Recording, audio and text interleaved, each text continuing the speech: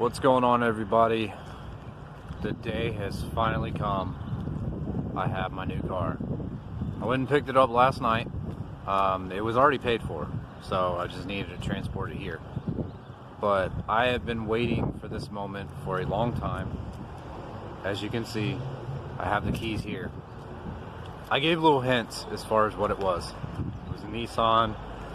Didn't go into detail about it, but it's something I've wanted for a very long time, and I finally got the opportunity. So the story behind the car, it was a one-owner car, very well kept. I mean, as far as how the car runs, it runs pretty well. The only downside, and this is why I got it so cheap, one of the timing chain guides broke, so that needs to be replaced.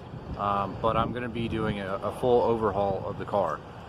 Timing chain, guides, oil pump, water pump, valve cover gaskets, basically resealing the engine, making sure I don't have any leaks, I don't have any problems, and then it can keep going. But this is like one of the most satisfying things that I bought, and the guy that I bought it from, he's actually a subscriber too. So if he's watching this video, thank you very much for this car, because without you, this would not be possible. Some people had already guessed what it was, but it is, in fact, a 350Z. I've been wanting one of these for a very long time, and I finally got one.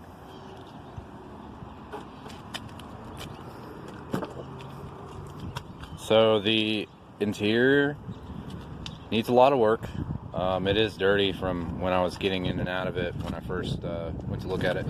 Seats are, they're not terrible, but they do need to be fixed. I'm probably going to do a seat cover kit for it. We can get those through my work. It is a 6-speed.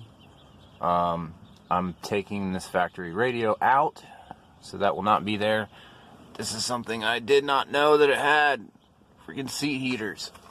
So I'm happy about that. My favorite car, or my favorite part of this car, honestly, is just these gauges right here. I don't know why, but I really love those gauges. And yeah, I'm so excited. There's not as much trunk space in it as my current car, but honestly, like, this kind of reminds me of an FD, because you have the storage back behind the seat, and then tucked right there is another set of speakers as well. Obviously it has the VQ35 3.5 V6. These cars, to me, are like one of the best sounding cars around. I don't know what it is about these, but they just sound awesome, and that's kind of one of the other reasons why I'm super stoked about this. But like I was saying, it does need the chain guides done, and then you can see the valve cover gaskets are definitely leaking as well. But I'm going to be doing a complete refresh of the engine bay, get that cleaned up, make it look good. I'm going to detail this car. You can tell it's kind of had the car sitting for a little bit, but nothing that can't be fixed. Yes, paint is bad on the bumper, but that's the only spot where it's bad. So once that's fixed, car will look great. I'm actually going to be sanding these down, buffing them out, and clearing them so they will look brand new. Engine bay, probably just like clean up everything. I may end up painting the intake manifold just so it looks better, because it does have a lot of spots like right here that are oxidized, so I want to get that fixed.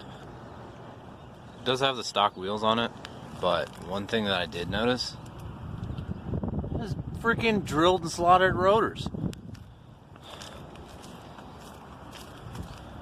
Same thing on the back. New car?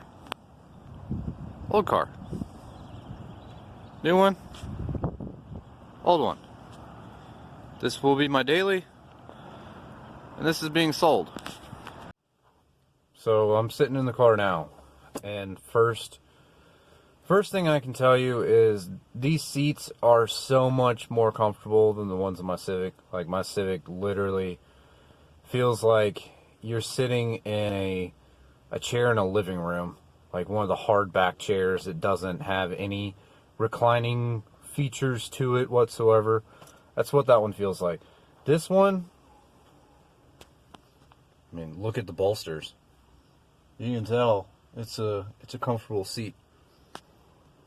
So this is a major improvement.